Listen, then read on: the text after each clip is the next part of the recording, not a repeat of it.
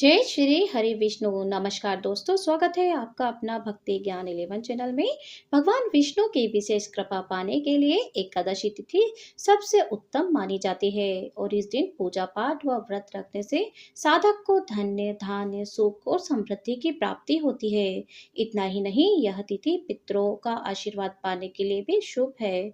इस दौरान फाल्गुन माह के शुक्ल पक्ष की एकादशी तिथि को भी सभी में खास माना गया है। इसे आमल की एकादशी के नाम से जाना जाता है। पौराणिक मान्यताओं के अनुसार आमल की एकादशी के दिन आंवले के वृक्ष में स्वयं भगवान विष्णु वास करते हैं, इसलिए इस दिन आंवले के पवित्र वृक्ष की पूजा का विधान है। साल 2025 में 10 मार्च 2025 को आमल की एकादशी मनाई जाएगी और इस दिन सर्वार्थ सिद्धि योग का निर्माण भी हो रहा है। तो आपको बताना चाहेंगे कि इस योग में भगवान श्री हरि विष्णु की विधि विधान से उपासना करने से व्यक्ति की समस्त परेशानियां समाप्त होती है और उसके जीवन में कई सकारात्मक बदलाव आते हैं। इस दिन जगत के पालनहार श्री हरि विष्णु के साथ आंवले के पेड़ की पूजा की जाती है। कहा जाता है कि आंवले का पेड़ भगवान विष्णु को अत्यंत ही प्रिय है। इस दौरान पूजा के दौरान आमल की एकादशी की व्रत कथा पढ़ने का सुनने का विधान भी है। इससे भगवान श्री हरि विष्णु शीघ्र शीघ्र प्रसन्न हो जाते हैं। तो आइए आज के इस वीडियो में हम श्रवण करेंगे आमल की एकादशी की पौराणिक व्रत कथा, जिसे सुनने मात्र से ही आपके समस्त दुखों का नाश होगा और आपकी हर कामना पूरी होगी। तो बोलिए भगवान श्री हरि विष्णु की जय। पौराणिक मान्यता के अनुसार वेदिश नाम का एक नगर था। उस नगर में ब्राह्मण, क्षत्रिय, वैश्य और शूद्र रहते थे। वहां रहने वाले सभी नगरवासी विष्णु भक्त थे और वहां कोई भी नास्तिक नहीं था। उसके राजा का नाम था चेत्रथ। राजा चेत्रथ विद्वान थे और बहुत ही धार्मिक व्यक्ति थे।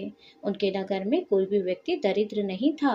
नगर में रहने वाला हर शख्स एकादशी का व्रत करता था।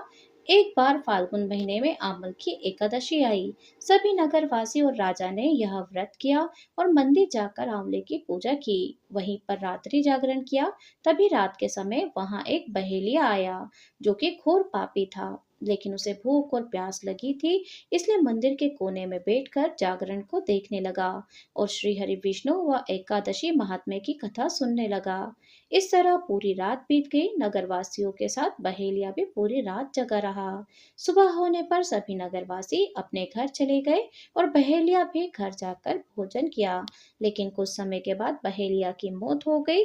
हालांकि उसने आमल की एकादशी की व्रत कथा सुनी थी और जागरण भी किया था, इसलिए वह राजा विदुरथ के घर जन्म लिया। राजा ने उसका नाम वसुरथ रखा था। बड़ा होकर वह नगर का राजा बना।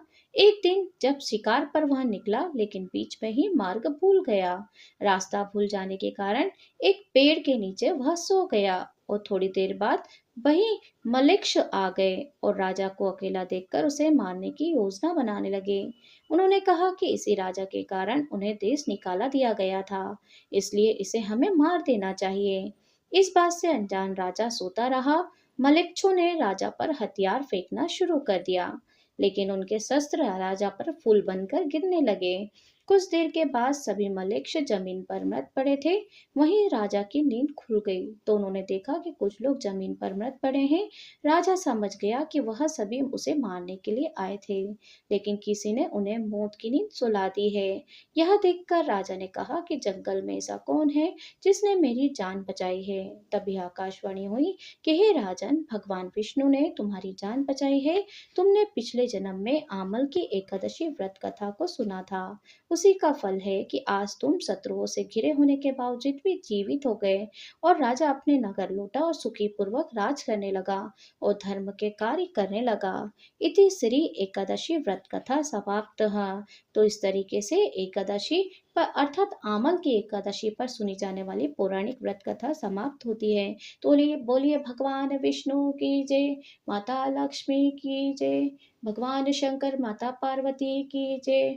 इस तरीके से अगर आप व्रत करते हैं तो अति श्रेष्ठ है। अगर व्रत नहीं भी करते हैं तो इस दिन आपको आमल की एकादशी की पौराणिक व्रत कथा को जरूर से श्रवण करना चाहिए। इस तरीके से एकादशी का व्रत धारण करने के बाद, भगवान श्री हरि विष्णु की पूजा आराधना करने के बाद, बताए गए मुहूर्तों में पूजा करने के बाद व्रत का पारण करना चाहिए और द्वादशी तिथि की समाप्ति के पहले ही आपको व्रत का पारण कर लेना चाहिए।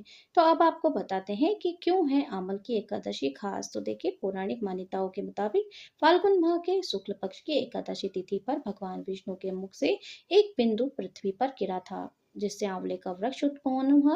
इसी कारण से आमल की एकादशी कहा जाता है। इस दिन आंवले के वृक्ष की पूजा करने से भगवान विष्णु प्रसन्न होते हैं और साधक को विशेष आशीर्वाद देते हैं।